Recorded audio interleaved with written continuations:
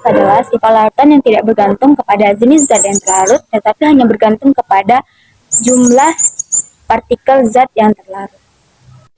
Baiklah, di sini saya Silmital Tersoid akan menjelaskan jenis dari koligatif. Jenis dari koligatif ada dua. Yang pertama ada larutan elektrolit. Larutan elektrolit adalah larutan yang dapat mengantarkan listrik dan terionisasi menjadi ion-ion yang dapat bergerak bebas. Yang kedua ada larutan non elektrolit. Larutan non elektrolit ini tidak dapat mengantarkan listrik atau ada mengalami ion-ion. Nah, ada sifat koligatif larutan. Yang pertama itu penurunan tekanan uap, contohnya seperti laut mati. Yang kedua, kenaikan titik didih, contohnya seperti air yang dipanaskan. Yang ketiga, penurunan titik beku, contohnya seperti es putar. Yang keempat, tekanan osmotif, contohnya seperti obat tetes mata. Baiklah, satuan dari sifat koligatif ada tiga. Yang pertama ada molalitas, yang kedua ada molalitas, yang ketiga ada fraksi mol.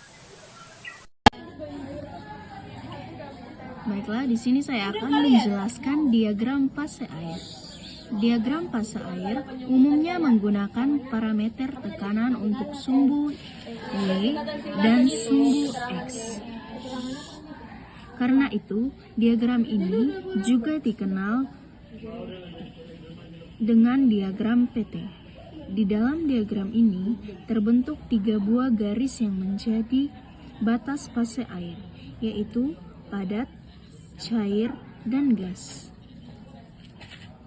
Garis pertama dikenal dengan garis beku, yang menjadi batas antara fase padat dengan fase cair. Setiap titik pada garis ini menyatakan suhu dan tekanan di mana air dapat membeku atau es menjadi cair. Pada tekanan 760 mmHg atau 1 atm, air membeku pada 0 derajat Celcius. Garis kedua menjadi batas antara fase cair dan dengan gas yang disebut dengan garis didih. Setiap garis tersebut menyatakan suhu dan tekanan di mana air akan mendidih. Titik didih bergantung pada tekanan gas di permukaan. Pada tekanan 1 atm atau 760 mmHg, air akan mendidih pada suhu 100 derajat Celcius. Sedangkan garis ketiga adalah garis sublimasi yang menjadi batas antara fase padat dan fase cair. Setiap titik garis tersebut menyatakan suhu dan tekanan di mana zat padat atau uapnya dapat menyublin. Ketiga garis yang membentuk diagram fase air kemudian bertemu di titik yang dikenal triple point. Triple point merupakan titik di mana tiga fase air, yaitu padat, cair, dan gas, dapat berada di satu kondisi equilibrium. Kondisi ini berada pada tekanan 4,58 mmHg dan suhu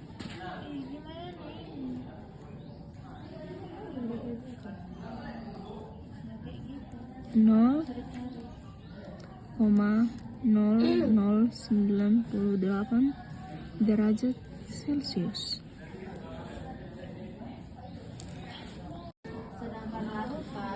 Setelah membahas mengenai diagram fase air, di sini saatnya kita membahas tentang diagram fase larutan. Mari kita bandingkan bersama.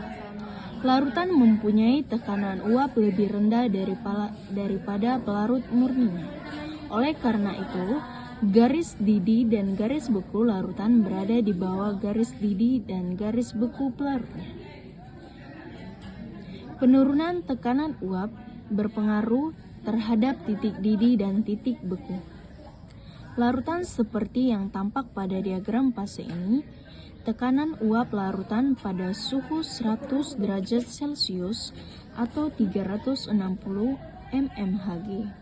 Oleh karena itu, larutan belum mendidih. Larutan akan mendidih ketika tekanan uap mencapai 760 mmHg, yaitu pada suhu di atas 100 derajat Celcius. Dengan kata lain, larutan mempunyai titik didih lebih tinggi daripada pelarutnya. Selisih antara titik didih larutan dengan titik didih pelarutnya merupakan kenaikan titik didih yang kita pelajari dalam sifat koligatif larutan.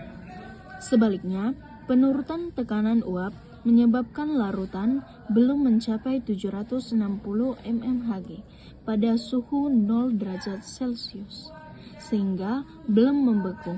Larutan baru mencapai 760 mmHg pada suhu di bawah 0 derajat Celcius, sehingga titik bekunya lebih rendah daripada pelarutnya. Nah, kita dapat menentukan salah satu sifat koligatif larutan berupa penurunan titik beku dari selisih antara titik beku pelarut murni dan titik beku larutan. Sedangkan penurunan tekanan uap dapat ditentukan dari selisih tekanan uap larutan murni dengan tekanan uap larutan. Demikian penjelasan tentang diagram fase air dan larutan.